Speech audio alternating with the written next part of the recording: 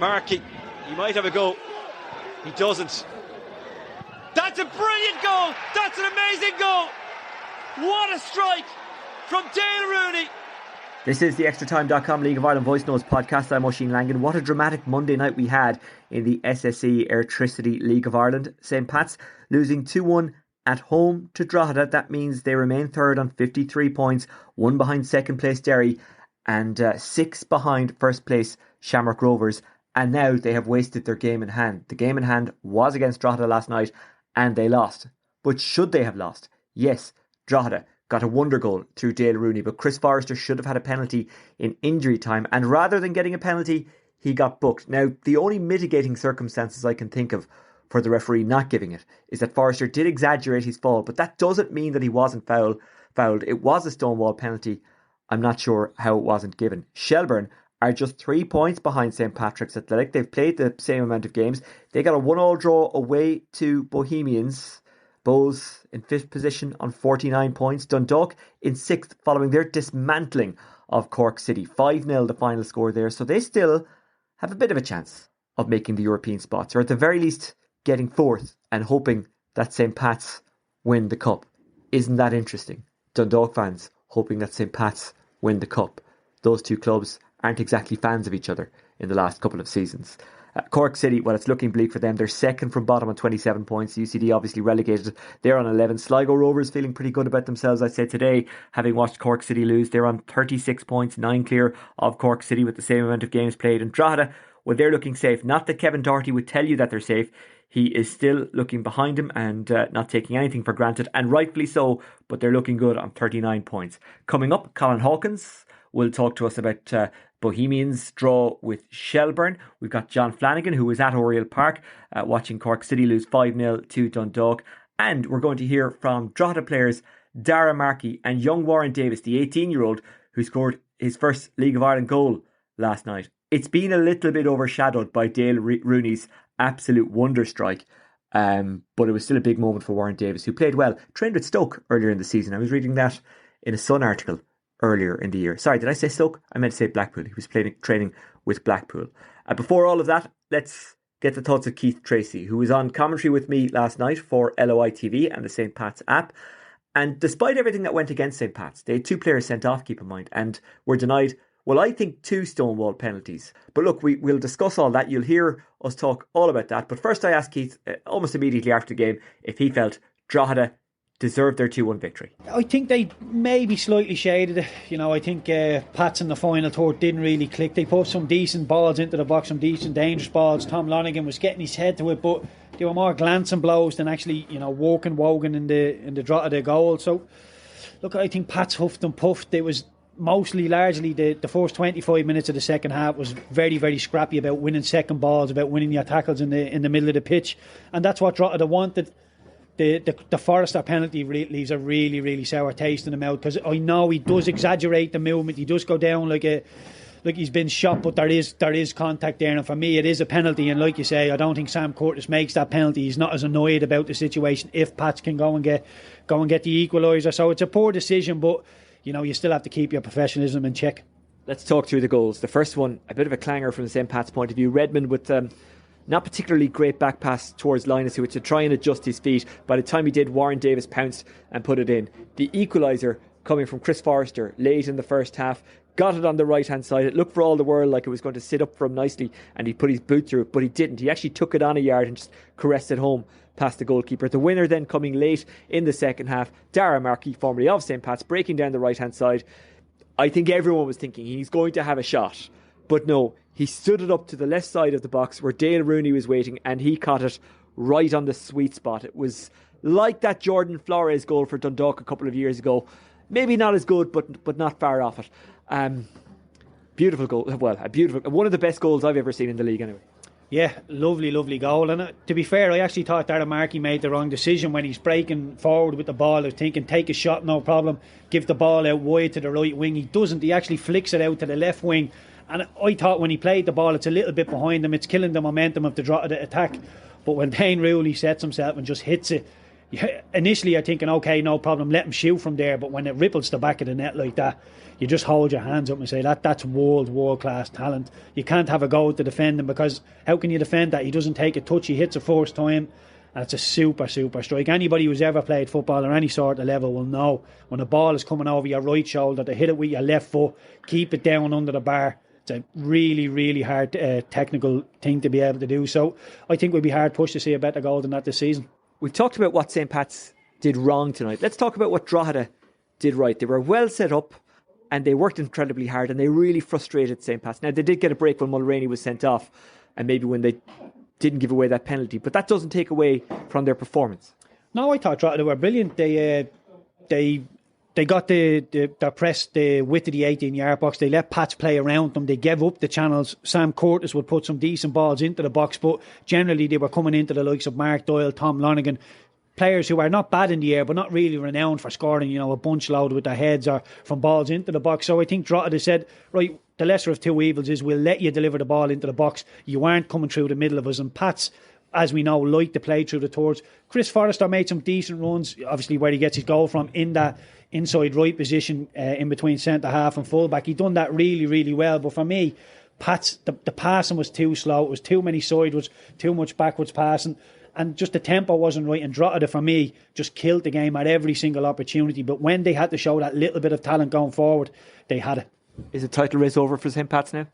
I think it's over in a word, Oisin. I would say yes, but to be fair, I think John Daly has to confirm the message that when Pat started this season, they wanted to make Europe. They could still win a cup. They could get Europe through the league. Just keep playing every game as it comes. It does leave a sour taste in the mouth, because we all feel like that maybe if they'd have won and took the bull by the horns, they could give us a real title race. But I never really felt like Pats were going to be in it. So you need to get over this really quickly. There's still a lot to play for this season. Okay, Keith Treacy, formerly of the Republic of Ireland, St. Pat's, Drogheda, Virgin Media, of course, as well. Thank you for joining us here in Richmond Park. Still to come, Colin Hawkins on Shells against Bows, or Bows against Shells, I should say, because it was on in Daly Mount Park. We will also have John Flanagan on Dundalk's win against Cork City. Right now, I'm coming to you from the commentary position in Richmond Park. I'm going to make my way over to the interview area, and we're going to get some reaction from this game, and you're going to hear that right now. John, a 2-1 defeat to Drogheda United. What are your thoughts on the game? I thought for large spells we were dominant. First half, we obviously gifted them a goal. It's uncharacteristic from Joe with a sloppy back pass to Dean, and then poor first touch, and he gets closed down and it ends up in the back of your net. So it's not something you see very often in games, and we obviously gifted them that goal. And then I thought for the rest of the first half we were very good. I thought we created some good chances that we didn't take, and that's the thing. When you make these chances, you need to try and put them away. And we got in obviously 1-1 at half time. Second half, I thought we were again on top. And to be fair to Dale Rooney, he's pulled out an unbelievable strike. It's probably one of the best volleys you're going to see. It was a fantastic finish. How much of an effect did Jake sending off have, and what did you make of the sending off? He was given 2 yellow cards. Do you think they were both yellows? Do you think it was the right or wrong call? Yeah, well, I think obviously when you go down to 10 men, it's always going to be difficult. I think I didn't think it was 2 yellows, if I'm being honest, but that's my opinion on it. And I think I was probably more frustrated with the penalty decision on Chris that we didn't get. I've seen it back numerous times now, and the referee has a fantastic view of it. He's looking right at it, and he decides to book Chris for diving, which I think is ridiculous. And then off the back of that, that free kick goes forward. We win the first contact, and then Sam gets sent off, which it should have been a penalty, and we probably could have been 2-2 pushing forward trying to get the next goal. And unfortunately then we end up down to 9 men off a very, very poor decision. The penalty that wasn't given, I think anyone who has seen it back will say it should have been given. But are you still disappointed that even before that your lads couldn't find a way to get back in, couldn't really create too many chances, even though I know it was tough on them because they were down to 10 or they were playing a man less? Yeah, as I said, it's very difficult when you're a man down, and then the way they've set up then to just counter, and you obviously have one less man to try and kill their counter attack. And as I said, it was a fantastic goal from Rooney that we then had that little mountain to climb, but I don't think we helped ourselves in the first half with putting ourselves 1-0 down from the get-go. But it's disappointing, but we're still in a positive position. Yes, you look at the league now and you probably think it's going to be very difficult to go and challenge for the top spot, but we're still in a very good position for European spots that we're looking to try and get into. We're still in the cup semi-final that we're trying to get to a final, so we'll feel the disappointment of this result, but we need to focus now and try and get ourselves back and pick ourselves back up, because we still have a lot to play for between now and the end of the season. Cheers, John. Thank you. Well, this is the ExtraTime.com League of Ireland Voice Notes podcast, and I'm on the pitch in Richmond Park with Warren Davis. Warren, you've just played a big part in a big win for your team, a 2-1 victory here against St. Pat's. How are you feeling? I'm over the moon. It's something you dream of as a kid, coming in playing League of Ireland in your country, especially here. Like, it's a big place. It's a hard place to come as well, and to score a goal here it's a very good moment. Where are you from? I'm from Tala originally. Okay, so this is close enough to home. Yeah, I'm literally only about 20 minutes down the road, so it's not too far. I've come to games when I was a kid, and Pats were always up there amongst the biggest, so I'm just happy to score against them. And we're all the family and friends here tonight. It was a short enough journey down the Lewis line. Yeah, my granddad was actually involved with the Pats fans. He had to draw the jersey, he hit it and everything, so he was hiding amongst them, but hopefully he didn't celebrate now in front of all of them, but I could hear all the Drogheda fans behind me. All my mates were up at the top as well, so it was just an unbelievable moment. And when you scored, I think you ran over to that side. Did you see them all? Were you able to pick them? I seen them all at the top of the stand, and I looked up at them and they were all very happy. I could see the smiles on their faces, so that just makes me happy.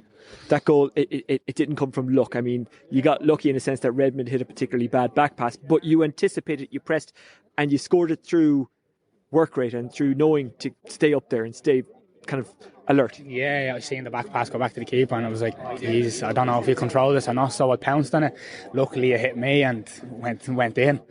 So it's not, I'm going to say it's not a great goal for your first one, but it's just an unbelievable moment. Like, yeah. It seems to be a great vibe around this Drogheda squad. There's a really nice mix of young lads like yourself and older lads like the likes of Ryan Brennan, who is obviously a Drogheda legend. He's played around the league, but he's from Drogheda, and you can see what the club means to him. Gary Deegan, a really solid player in the middle of the park. I'd say a solid guy off the pitch as well. And then between the sticks, you've got the likes of Wogan, who I think is a teenager as well. There's obviously lots of players I've left out there, but there does seem to be a nice balance. Is that ideal for a young player like you? Yeah, like especially like coming into a team, especially a League of Ireland team, and you have a few League of Ireland players have been around a long time. You have a few young lads that are trying to break through into the first team. It's nice with a player like Diga, who's been around a lot, especially today. He was guiding me through the game, telling me what to do, where to be. So it's always nice to have a captain like that who just guides you through the game. Who are your favourite League of Ireland players growing up? Because you're still growing up, aren't you? Who are your influences? To be honest, when I was a kid, Gary Twigg probably. As a striker, he was one of them. Yeah, look up at Rovers, it probably was just Gary Twigg, to be honest. And you've grown up seeing great football in this league as well, and no doubt you've kind of learned from that and been influenced by that. Yeah, to be honest, coming in, I thought that I wouldn't be up there amongst, but with managers like Kev and Darragh and all the staff, they've given me the confidence to be a player that I am today, and I'm just very grateful that I can show my ability, and hopefully it's shown today. Warren, well done tonight, and delighted to get the chance to talk to you. Congratulations on your goal. Thank you very much. Well, joined by Darragh Markey now. Darragh, that's a big win for Drogheda United here in your old club, St. Pat's. Does that make it even sweeter for you? It's been a few years now since I've been here. It's kind of, the dust has kind of settled on that, but look, it's 2 wins on the bounce. I think the most satisfying thing is they're a team that are third in the league, trying to win the title, and we come here and we win. It's actually the second time on the bounce we've beat the title challengers. So that's probably the most pleasing thing about it. It shows that we can compete, and we've probably shown that all year, to be honest, against the top teams. We've defeated Derry, Rovers, St. Pat's. They're your top 3 in the league. So just kind of sums up the season, where it's just lots of memorable nights, and something that we'll look back on positively. Yeah. The Friday Monday thing didn't seem to bother you this weekend. It has been something that maybe has been a negative in the past, but you found a way through it. Yeah, 100%. And you do feel a bit leggy, I'm not going to lie, especially working this morning. you're home for an hour and then you try and get your fluids in, the right food in all weekend and stuff like that. It is tiring, I won't lie, but I think if you look after yourself, I think takes care of itself then, I think all the team does it, to be fair. You look around and everyone's just as fit as each other. The lads coming off the bench as well, just Ryan, Dale, the lads come on, make the difference. So, it's a credit to the lads who look after themselves so well. When you need to balance the kind of work football situation and you come into a high intensity game, it's not easy. But it's, as I said, it's a credit to the lads. What's amazing about this Drogheda team is, even though you don't get the chance to work with each other maybe as much as other teams do, you look very organised, very cohesive. And sometimes in football, when we say that, we mean defensive. I don't mean that. You're very good on the transition. You're very good at creating chances. How has that come about? I would say it's obviously down to the coaching staff and good players, to be honest, with good football brains, to be honest. I think if you have good players, things just tend to tick, and I think it's obviously, as I said, working hard from pre-season and stuff like that. And to be fair, we've probably kept the core for the last 3-ish years, which has probably helped with that as well. But look, you're right, yeah, when you look at us from kind of Warren's goal even just comes from the relentless pressing in their half, and it's probably been an image of our whole season where we've, particularly in Weavers Park, the pitch is probably a slight bit smaller, where we just kind of, bustle and bustle teams, and they probably don't like it as much. But to come into Richmond Park and do it as well, it shows that we're continuously working hard and continuously improving, I suppose, throughout the season. We always talk about the influence of older players, and of course experience is important. But is this thing nearly being driven by the likes of Warren Davis, who's beside us there, who scored a brilliant goal tonight, the likes of Andrew Wogan? There's other young players there as well. 100%, and you only need to look throughout the years, and even Manny coming through. And to be fair, that's probably down to Kevin. His recruitment just really, really good, and obviously the academy probably are working hard as well behind the scenes. Do you draw energy from the young lads like that? The enthusiasm they bring? Yeah, 100%. Just kind of that energy, and you get buzz off little things in the opposition's half, where lads are just winning the ball in their half and putting them under pressure. Like Warren's goal, for example. And as I say, in Weavers Park, teams don't like it, crowd gets up, stuff like that. It definitely gives you a buzz, 100% shit.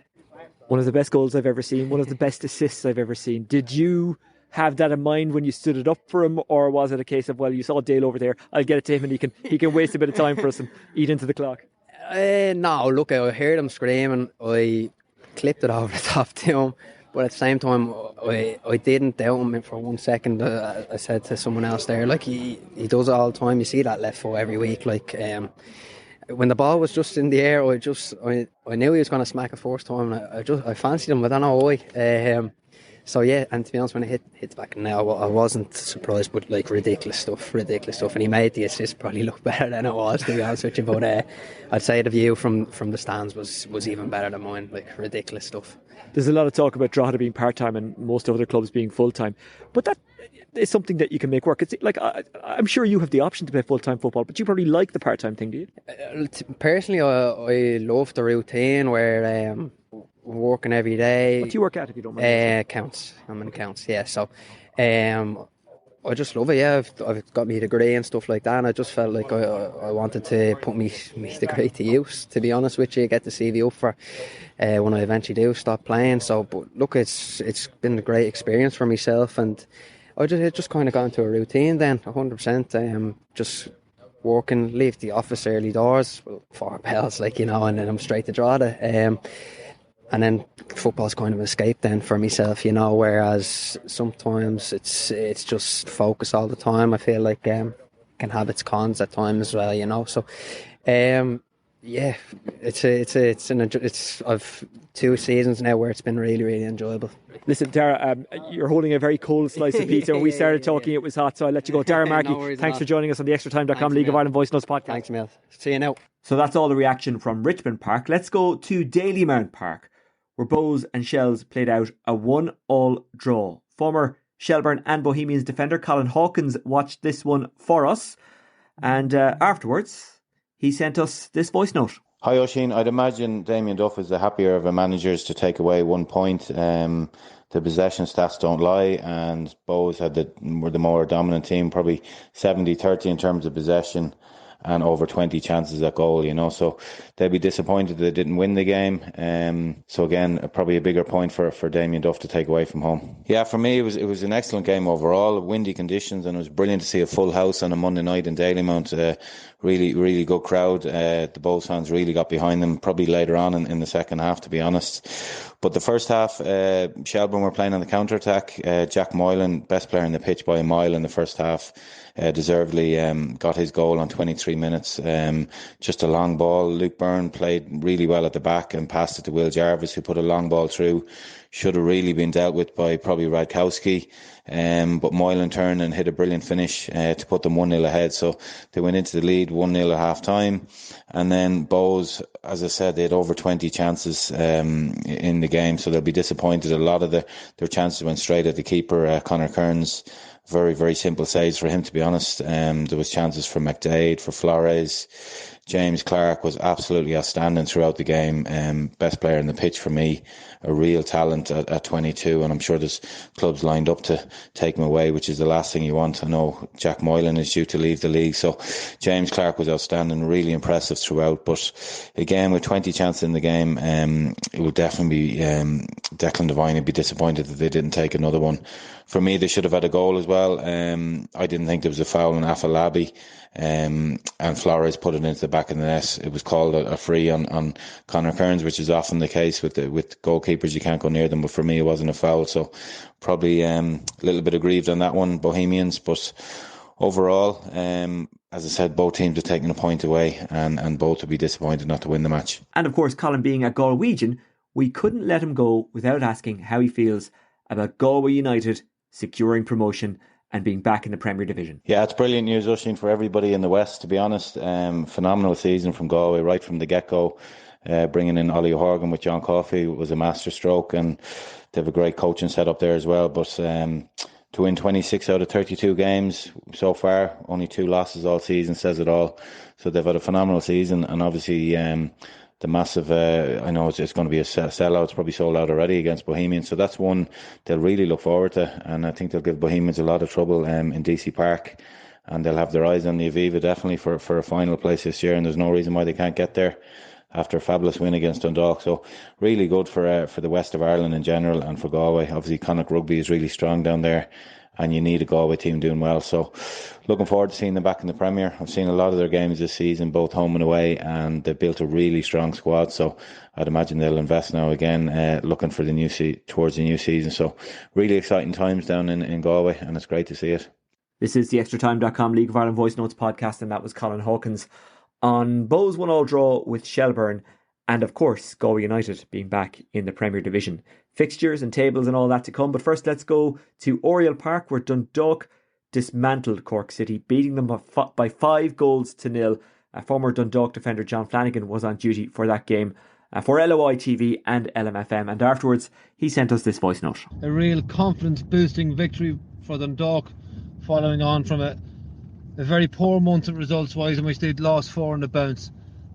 The game started off quite cagey, and Dundalk found them within a half time 3-0, having not played particularly well, with gifted 3 goals.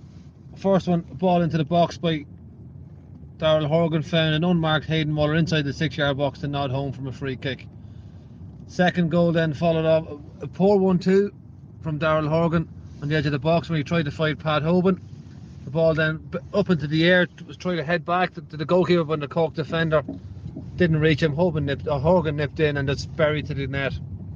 And then the third goal is before half time, was a header back across goal by Darragh Horgan, trying to find Paul Doyle, ricocheted into his own goal by Keane Coleman. So Cork City went in and 3-0 down at half time, having not really laid a glove on Dundalk. Second half, Cork started a little bit brighter. Rory Keating looked sharp, really threatened the Dundalk back four, but then the game was lit up a couple of moments later with a wonderful goal with Dundalk by Sam Durant.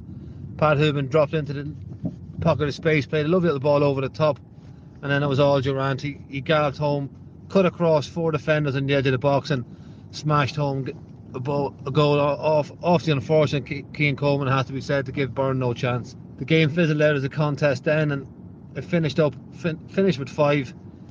Archie Davis, as he's done so often this year, put a wonderful ball into the box for John Martin to nod hunk nonchalantly. So finished 5-0. Dundalk keeping alive the slim chance they have of catching Shelbourne and Bohs ahead of them for that 4th spot, and they'll all be hoping that Pat can go on and win the cup, so that 4th spot will become a European spot. So roll on Drogheda United, what should be a cracker on Friday night. Former Dundalk captain John Flanagan on Dundalk's 5-0 win against Cork City. Cork City second from bottom on 27 points, 9 behind Sligo Rovers, who are on 36. Drogheda 7th on 39 points. They look safe enough, but they don't want you to jinx it. And rightfully so. It ain't over till it's over and all that. Dundalk in 6th position on 46 points. Bohs in 5th on 49 points. Shelbourne 4th on 50 points. St. Pat's 3rd on 53 points. Derry City 2nd on 54 points. And Shamrock Rovers top on 59 points. All of those teams, every team in the division, has played 31 matches. On Friday night, it's Bohs against Sligo Rovers, Cork City against St. Pat's, Derry City meet UCD, Dundalk take on Drogheda, and Shamrock Rovers play Shelbourne. Waterford are up against Wexford, Galway take on Athlone Town, Bray Wanderers take on Cove Ramblers, and Finn Harps play Kerry FC. Of course, last night Wexford with a big win against Longford, 2-0 the final score of that game, and that result pretty much guarantees their spot in the playoffs. Tonight, if you're listening to this early enough in the afternoon, the Republic of Ireland take on Hungary in the Women's Nations League. Let's hope they can build on their 3-0 win against Northern Ireland and get another victory. As always, if you wish to contact us, you can do so via Twitter at Oisin Langan or at Extra Time News, and you can read all about everything that's going on in Irish football and beyond, both women's and men's, on extratime.com. Until next time, take care, bye bye.